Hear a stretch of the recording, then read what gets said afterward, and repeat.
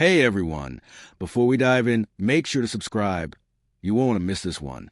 I took it as a joke. That was the last time I ever saw my husband. It started like any normal Friday evening.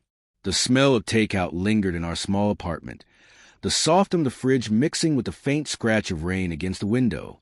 I was curled on the couch, laptop balanced on my knees, scrolling through messages from friends. He was in the kitchen, humming that off-key tune he always hummed when he thought no one was listening, chopping vegetables with precise, practiced motions.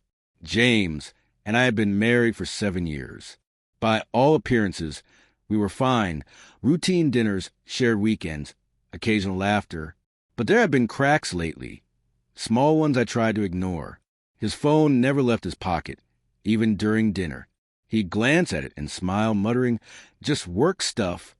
His work hours had stretched into nights, and suddenly he was always too tired for movie nights or weekend plans. I told myself I was imagining it. That evening, he leaned against the counter, scrolling through his phone. I teased him, "Careful, or you'll drop in the soup." He laughed, the kind of laugh that had once made my stomach flutter, and said, "Relax, it's nothing." Then he looked up with that playful smirk and said, "You know, if you ever caught me cheating, I'd be impressed you noticed." I laughed, really laughed, a half snort, half joke. I brushed it off, thinking it was one of his ridiculous attempts at humor. "You? Cheating? Hilarious." I meant in the moment, but the words hung in the air longer than they should have. Later, as I washed the dishes, I noticed his phone light up on the counter, her name flashing on the screen. A smiley face. A wink. My heart skipped, but I shook my head. No, he's joking, right? I didn't see him after that night. And that's when the quiet began. So quiet I could hear every doubt echoing in my chest. I woke up the next morning to silence.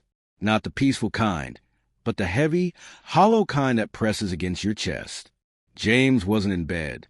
His side was cold, untouched, like he had vanished in the night. I called his phone straight to voicemail. Texted him, no reply. By noon, my worry had started to gnaw at me. Something was off.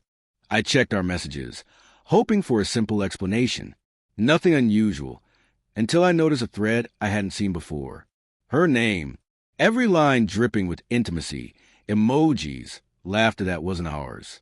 I scrolled and scrolled, my hands trembling. Lunch spilled on the counter. Heart pounding. The reality hit me in waves. This wasn't a joke. Not in the slightest.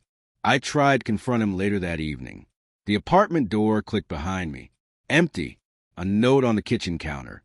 "I can't explain. I never wanted to hurt you. I need time." Jay. Time? Time for what? My mind raced. Where was he? Who was she? The small lies that had seemed harmless. Late work nights. The unexplained phone calls were threads of a tapestry I had been too blind to see. I went through our shared calendar, our emails, looking for patterns, proof, anything. And I found it. Dinner reservations she had made for him, messages about secret plans, photos he had sent. Smiling, laughing, pretending life was normal. The betrayal wasn't a single moment. It was months, carefully hidden. I cried. Not just for him, not just for us, but for the life I thought I had. The quiet nights, the laughs we shared, the love I trusted, gone. And worst of all, I realized I had been complicit in ignoring the signs. When he finally came home, hours later, the apartment smelled faintly of her perfume. His eyes avoided mine. My chest tightened with anger and despair, a storm I couldn't control. I didn't mean for you to find out this way," he started, voice low. I couldn't respond. Words failed. Tears blurred my vision as he lingered, watching me crumble. And in that silence, I knew something had changed forever. That night, I made a choice. I would find the truth. Every message, every lie, every moment he thought I wouldn't notice. And I would face him, not as a woman who laughed at a joke, but as someone who deserved answers. The next morning I waited, not for him to explain, not for apologies, but for closure. When he finally returned, his face carried that same mix of guilt and defiance, like he still expected me to forgive with a smile. I didn't. I laid out everything I had found. Messages, photos, dinner receipts, little details only he could confirm. Each proof landed like a hammer, and I watched the mask slip from his face. He tried to speak, to justify, but the words faltered. You were laughing at me? Every time I thought we were fine. My voice trembled, anger mingling with heartbreak. I didn't mean to hurt you. It just happened, he muttered. Just happened? I laughed bitterly. You think months of lies just happened? You think I wouldn't notice the changes? The distance? The secrets? He opened his mouth again, but I stopped him. No, I don't want your excuses. I want the truth, and then I want space. Space to remember who I am without you in it. For the first time in years, the apartment was mine alone. The echoes of laughter we had shared felt hollow, replaced by clarity. I didn't yell. I didn't beg. I simply turned away. Each step toward the door was a step away from the life I thought I had, from a love that had become betrayal. I left a note on the counter. I hope one day you understand the damage you caused. I'm done.